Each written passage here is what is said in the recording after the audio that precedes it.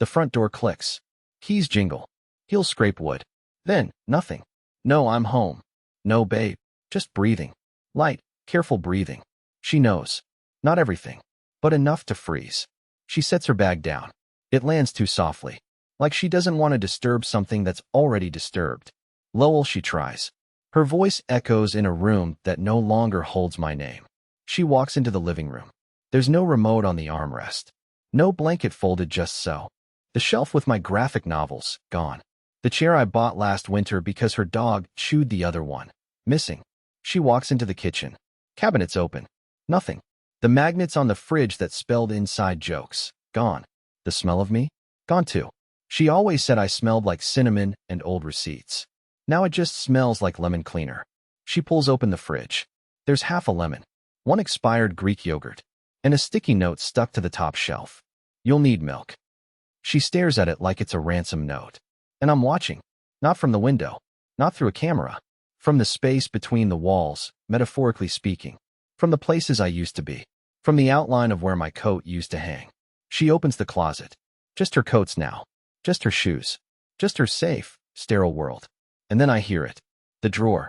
The drawer where I kept everything I never said. I know she's staring at it now. Empty. Except for the envelope. My handwriting on the outside. She doesn't open it. Not yet. She calls my name again. Not louder. Softer. Almost like a confession. Lowell. I don't answer. Of course I don't. I'm already gone. Hours gone. Maybe more. But the funny thing is, she hasn't even noticed what's really missing yet. She hasn't looked at her laptop. She hasn't opened the fireproof box. She hasn't checked her texts. When she does, this whole story changes. And it'll never be the same again. She just stood there, frozen. Her fingers hovered above the edge of the drawer, like the envelope might bite if she touched it wrong. It wasn't sealed.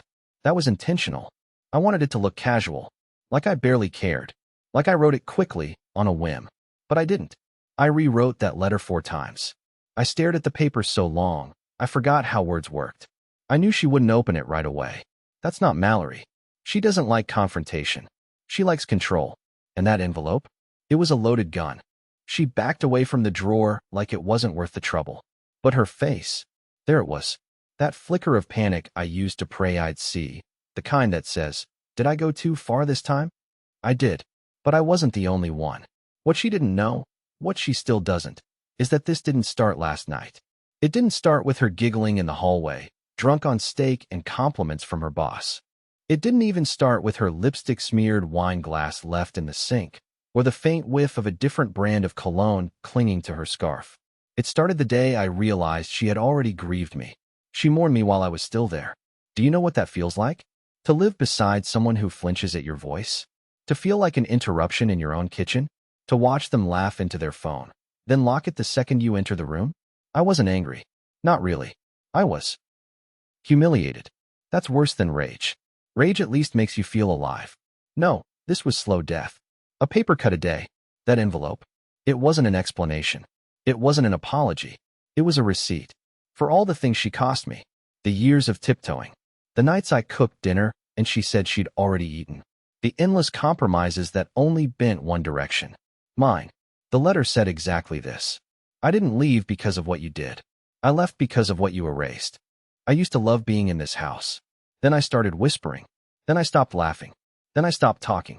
I asked myself what I'd miss if you were gone. I couldn't think of anything. That scared me more than the idea of being alone. It was cruel. I know. But not as cruel as being invisible. She didn't read that part yet. Not when I watched her. Not that night. Instead, she turned on all the lights in the house like I might be hiding behind a curtain. She checked the garage, the backyard, even the attic, which she never dared go into before. And then she tried calling me. I didn't answer. Not because I wanted to hurt her, but because I needed her to sit in the silence I had lived in for years. And she still hadn't opened the laptop. She still hadn't seen what I took. Because I didn't just walk away. I took something with me that she'll never get back. And when she finds out, it'll already be too late. She didn't sleep that night. Not in the way people sleep when they feel safe, or tired, or loved. She sat on the edge of the bed with the lights on, staring at her phone like it owed her answers. Every once in a while, she'd type something, then delete it. Probably a message to me. Probably several. I wouldn't know. I'd blocked her. I had to. Otherwise, I would have answered. And this whole thing would collapse. I knew myself too well. I'm not a strong man. I cave. I forgive too easily. But not this time. She didn't open the envelope. That, more than anything, told me she was scared. Because Mallory doesn't avoid confrontation unless she already knows she'll lose. When I left, I didn't just pack a suitcase. I didn't just move out. That's what people say when they're planning to return. I wasn't. What I did was methodical.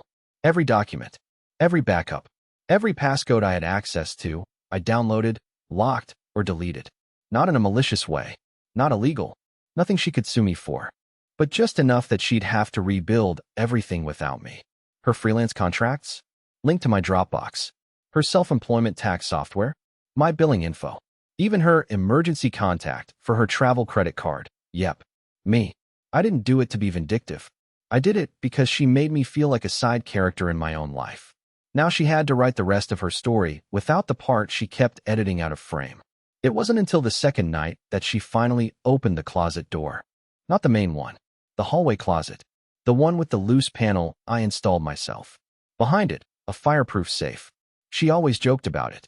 Who do you think we are, spies? I used to laugh. She didn't know what was inside. She didn't care. Until now.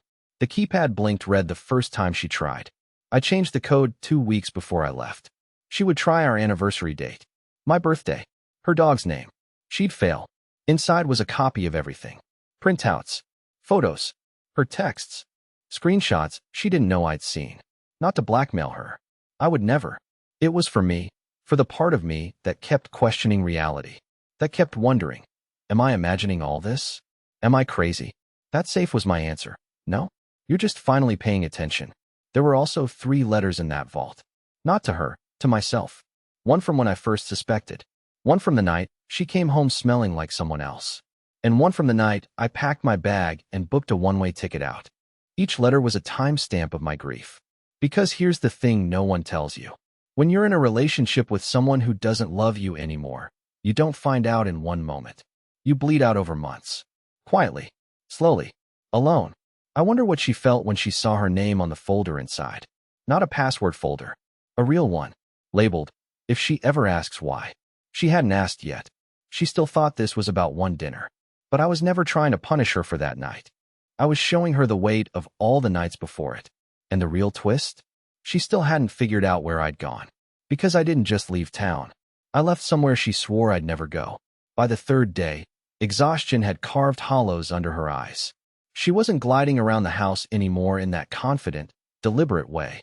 She was shuffling, bare feet dragging on the floorboards like a child lost in a supermarket. The house felt different now, bigger, echoing. Without my things, it had lost its weight, its warmth, its excuses. Every room was just a room. Every hallway a reminder that someone used to stand there. That was the point. I wanted her to feel how wide the emptiness had grown, because I had lived in that emptiness for years with her face inches from mine. That morning, she finally broke her own pattern. She went straight to the envelope she'd been avoiding. Her hands trembled, but not in a dramatic way. They shook like someone who's been cold for too long and doesn't know if they'll ever feel warm again. She slid a finger under the flap and opened it, careful not to tear anything. Even in panic, she's precise. That was always Mallory, never leaving fingerprints on her own chaos. The first letter was short, much shorter than the others locked away. Just a page and a half. But it was heavy. It started with a line she used to tell me when she wanted me to stop apologizing. You can't make someone stay by being quieter. I wrote it back to her, like an echo. Then I told her about the Thursday nights, the lipstick, the little lies she swore were harmless. I didn't accuse her of an affair. I didn't call her names. I wrote about the sound of my own laugh fading from the kitchen. About how she stopped saying we and started saying I in every sentence. About how I had to rehearse being small so she wouldn't sigh at me anymore. It wasn't revenge. It was a confession of my invisibility. And it was impossible for her to dismiss because every detail was so ordinary, so true. The mug missing from the dishwasher. The dinner left untouched. The smell of perfume she only wore to work dinners. She knew those things had happened. She just never thought I noticed. I imagine her eyes moving faster over the words, the color draining from her face. I imagine her realizing this wasn't about one night or one man, but a slow disintegration she helped build. And then the final line. If you're reading this, I'm not coming back. Not to this house. Not to this version of us. Look around, Mallory. This is what it feels like to be me. She dropped the page on the floor like it was hot. She didn't pick it up again. She went to the window and stared at the driveway as if I might be standing there waiting to be let back in. She whispered something. Maybe my name. Maybe a curse. Maybe a prayer. And still she hadn't touched the laptop. Still she hadn't opened the safe. The real story was sitting inches away from her in hard drives and printouts, waiting to rewrite her whole narrative. She thought she was in a breakup. She was in a reckoning. By nightfall, she started calling numbers she hadn't dialed in years. My old coworkers. My mother. Even my best friend from college who despised her. No one knew where I'd gone. That was deliberate. I deleted myself from their phones too. All she could do was leave voicemails and empty air. What she didn't know yet, what she couldn't know yet, was that while she was frantically trying to pull me back into her orbit, something else was already moving in the opposite direction, something she valued far more than me. And by the time she realized what it was, there wouldn't be a number left to call. It wasn't until Sunday night, for days after she returned from dinner with him and found the house hollow, that she finally opened the laptop. It had always been my laptop. Technically hers, bought with her first freelance payout 3 years ago, but she never used it. She didn't like the trackpad. She said it was too slow, said the keyboard was too soft. But the truth? She just didn't want to know what I spent my time writing. Because what if it wasn't about her? Now it sat on the dining table, glowing in the dark, waiting like it had been rehearsing this moment. She clicked the lid open, probably expecting the same login screen. But I changed it. Just the background, not the password. The new wallpaper was a photo, one she hadn't seen before. She stared at it for a full minute before moving. It was from her birthday last year. I'd taken it while she was laughing with Brian, her boss, at the wine bar. They didn't see me. I was standing behind a ficus plant like an idiot, pretending to scroll my phone. In the photo, her hand rested on his arm. His hand was resting back. She'd always said they were just friends. Said it like a teacher correcting a child's math homework. Firm, patient, dismissive. Now the proof stared her down in 4K resolution. She entered the password. The same one she set 2 years ago. I hadn't changed it. I didn't need to. Because I had nothing to hide anymore. Everything I wanted her to see was organized, labeled, and dated, sitting in a folder on the desktop called, If You're Still Curious. She clicked. Inside were 3 more folders. Screenshots. Letters I wrote, but never sent. The thing you care about most. She didn't go in order. She skipped the screenshots. Skipped the letters. She clicked the 3rd folder. I knew she would. She's predictable in the ways that hurt. Inside was one single PDF file. The file name? Client_roster_2022_23_ PDF. That one word, client, probably knocked the air from her lungs harder than anything else so far. See, she runs a boutique marketing business. Personal clients. Coaching. Strategy packages. Branding audits. She had a decent little list of retainer clients. Ones she bragged about. Ones she guarded like diamonds. She never used a CRM tool. She stored everything locally. On that laptop. Because she didn't want to deal with the cloud. That folder was her livelihood. She clicked it. It opened. But it was blank. 52 pages of white space. Except for the very last page, where I had written one single line. Turns out, when you let someone disappear long enough, they learn how to take themselves with them. She slammed the laptop shut. Not because she was angry. Because now it was real. Because now, she'd finally lost something that mattered to her. Not me. Her business. Her precious, curated empire. But the worst part? She didn't even realize it wasn't gone. Not yet. I didn't delete it. I'm not that cruel. I moved it. Encrypted it. And left it behind a password. A password she absolutely should know. If she had ever truly listened to me. If she ever once remembered the name of my favorite book. The one I kept by my bedside. The one she said was too sad, too slow, too weird. The book that saved me when I was 23 and nearly swallowed by my own loneliness. If she ever loved me the way she claimed, she'd get the files back. But I was willing to bet she wouldn't even remember the author's name. I didn't need to ruin her life. She'd already done that to mine. All I did was give her a reflection. And that reflection was starting to scream back. She didn't even wait until morning. She opened the laptop again with a violence that surprised even her, hands trembling but determined. For a moment, she just stared at the screen, at that cold, indifferent folder name staring back at her like it had been waiting years to speak. Then she clicked again, desperate to prove it wasn't real, that this was some kind of mistake or cruel joke. When the blank PDF opened once more, she let out a bitter, shallow laugh. The kind people make when they're too proud to cry. The kind I used to hear from the hallway after one of her rough days at work, though back then, I would walk in and wrap my arms around her. Back then, I thought we were still a team. But now, she was alone with 52 empty pages and one question. What was the password? She clicked into the input box I'd set up. A small pop-up script, harmless, silent, local. It asked, please enter the password to decrypt the original file. She tried her birthday first, then our anniversary, then the name of her dog from childhood. None of them worked. Her face darkened.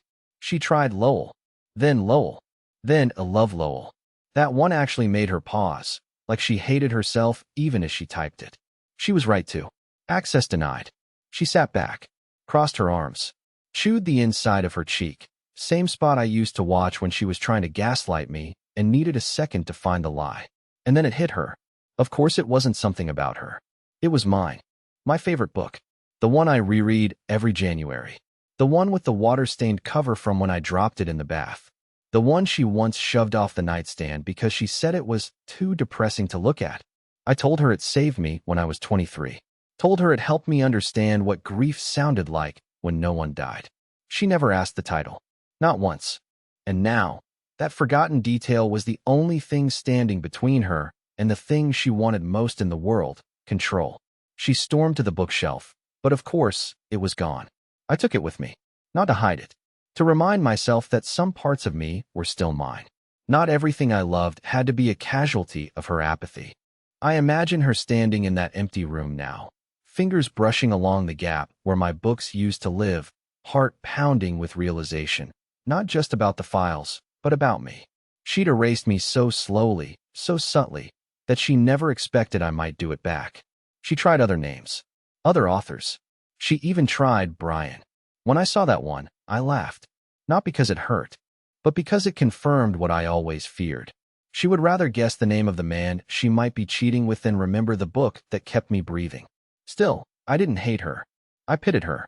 Because even if she cracked the password, and maybe she will, it wouldn't change what was already gone. You can recover files, but you can't recover presence. You can't undelete silence. You can't reboot a person once they've figured out how to ghost you in real time. And yet, I wasn't done. Not quite. There was one more folder she hadn't seen, hidden in plain sight, titled Innocently, disguised as something she never cared about. And once she opened it, she'd realize she wasn't the only one collecting secrets, because I'd been watching longer than she thought. She almost missed it. It sat near the bottom of the desktop, tucked between old invoices and unused templates, labeled so plainly that her eyes probably glazed over it a dozen times before something tugged at her gut. The folder was named tax_ref_2019, something only I would care about. Something she used to mock me for obsessing over. She once called me a spreadsheet romantic. I pretended it was cute, but it hurt more than she knew. I tracked numbers because numbers didn't lie. People did. She double-clicked it without thinking. And suddenly, her breath caught in her throat. No spreadsheets. No receipts. No tax documents. Just one folder inside. Lowell_listens. She didn't want to open it. I know that. I imagine her hand hovering over the trackpad, her stomach tight, her jaw clenched in a way that always meant she was trying not to cry. She hated the idea of me hearing her cry, said it made her feel managed. Inside were audio files. Dozens. Dated. Labeled. Some names were vague, just timestamps. Others were damning. You're not interesting anymore. You overreact to everything. Brian just gets me. Recordings. Not of her cheating. Not of physical betrayal. I never caught that, and honestly, I never even wanted to try. These were worse in a way. These were the quiet murders. The slow assassinations of my self-worth, whispered in passing when she thought I wasn't listening. When she thought she was alone on the phone. When she told her friends how exhausting I was. When she laughed about how Lowell still thinks I actually like hiking. I wasn't spying. These were conversations that happened within earshot. On speakerphone. In the kitchen. In the bedroom. I only hit record because I needed to remember that I wasn't crazy, that I wasn't inventing the coldness, that I wasn't imagining her eye rolls when I walked into the room or the silence she wore like armor. She clicked one of the files. I don't know which. Maybe the one where she joked about how I fold laundry like a hostage. Or maybe the one where she told her sister she'd leave me if she wasn't so tired all the time. I hope it was the one from last Christmas. The one where I was outside in the snow setting up the lights while she was inside telling Brian she wished I'd stop trying so hard. The audio crackled a bit. I'd left my phone on the counter near her wine glass. But you could hear her voice crystal clear. She called me a burden she didn't sign up for. I remember standing in the cold that night, fingers numb, thinking about how proud she'd be when she saw I'd outlined a tree in white lights just because she liked the way it looked in movies. I didn't know she was in the kitchen tearing me down like wrapping paper. Now she knew I knew. And still, I didn't scream. I didn't accuse. I didn't set fire to her world. I recorded the evidence of my slow disappearance and left it where she'd eventually find it, buried beneath the digital rubble she never bothered to clean. Now she couldn't lie to herself anymore. Couldn't spin the narrative about me being too sensitive or overly dramatic. Because here I was, echoing back at her, not in anger, but in undeniable clarity. And she still hadn't read the second letter, the one hidden behind a different password, a word she should know, because it was the last thing I whispered the night I stopped sleeping beside her. It was the word she pretended not to hear then. Now, it was her only way to unlock the ending she deserved. And she only had one chance left to remember it. It was 3:17 a.m. when she tried again. The house was dark. The windows reflected her hollow silhouette in the screen's glow. She hadn't slept, hadn't eaten. She looked like a stranger in her own life. And maybe for the first time, she knew it. The prompt blinked. Enter password to unlock final_letter. PDF. She rested her hands on the keyboard and stared at the blinking cursor. I imagine her lips moving through a dozen guesses. Old jokes. Pet names. My middle name. Her dog's name again. Nothing worked. Then she whispered something under her breath. It wasn't a guess. It was a memory. She said it like a prayer she hadn't spoken in years. The word I had said that night, when I knew I had finally let her go. She hadn't responded then. She'd been looking at her phone. But now she typed it. Stay. Not capitalized. Not punctuated. Just stay. And the file opened. The letter was long. 5 pages. Typed. Clean. No edits. No sarcasm. No bitterness. I didn't use her name once. It was written for her, but it wasn't about her. It was about me. I told her how I used to believe love meant holding on until your hands bled. How I mistook her silence for peace. How I thought if I just waited long enough, she'd come back to me fully.